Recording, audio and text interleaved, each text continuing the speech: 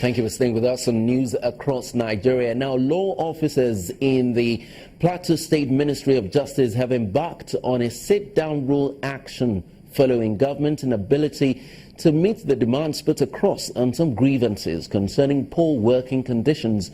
Leader of the law officers, Jonathan Tahvan, states that the lawyers will not be going to the courts for cases, but will be reporting to work in the Ministry of Justice until issues raised on their grievances are addressed.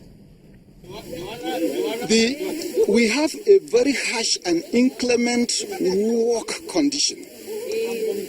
And I will tell you some of the conditions. As lawyers, a lawyer needs tools to work with.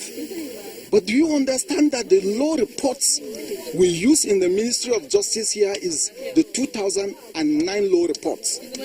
We don't have the latest editions of the law reports. And with what can lawyers, we need to compete with our colleagues in at the private bar. But with the 2009 law reports that are outdated, many new laws are being churned out by the courts, and yet we don't have that. We are looking into some of those grievances, and as a matter of fact, some of the things you people are saying, this is what has been done in this area, this is the intervention that has been done in this area, and this is what the government is doing to further intervene in some of the issues you have raised. Since you didn't follow procedure, please call the lawyers and tell them to return to work. And when you are at work, we will talk, discuss with you to find a lasting solution.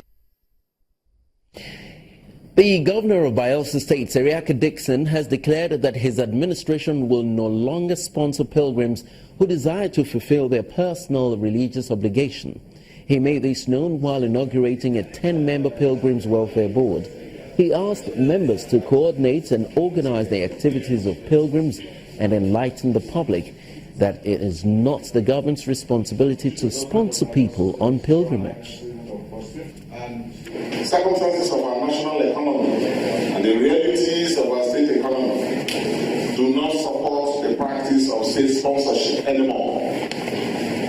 But we're going to encourage pilgrims from all faiths to be alive to their responsibilities.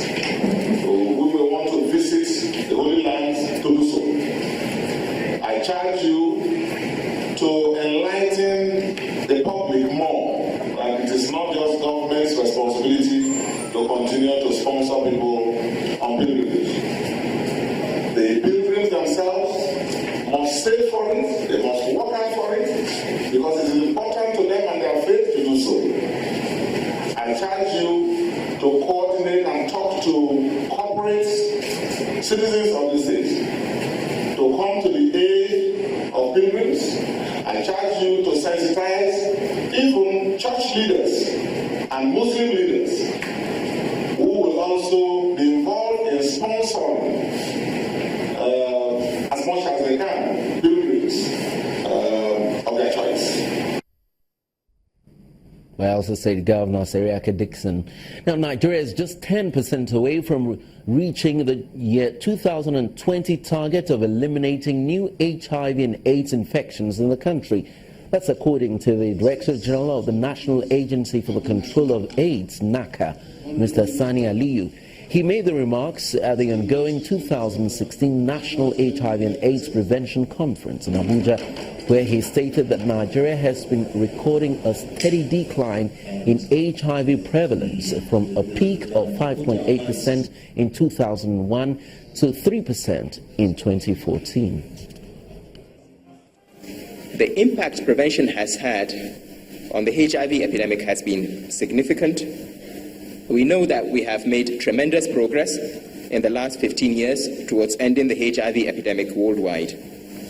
Here in Nigeria, we have seen a steady decline in the prevalence of HIV from peak of 5.8% of the population in 2001 to 3% in 2014. In fact, in the last 5 years, we have reduced new HIV infections in Nigeria by 20%, and we've also reduced HIV-related deaths by 15%.